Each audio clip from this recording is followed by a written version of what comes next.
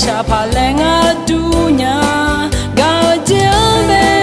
ni jama janya ule mole na khani ma ho cha oh oh oh oh oh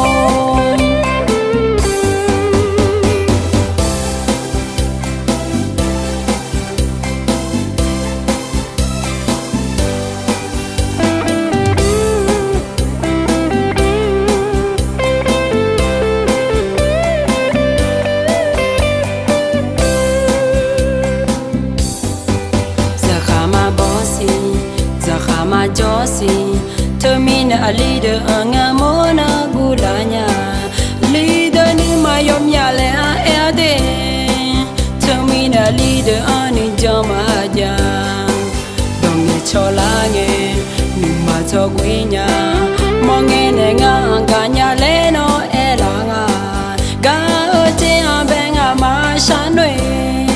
mize mi mo ihone nga jole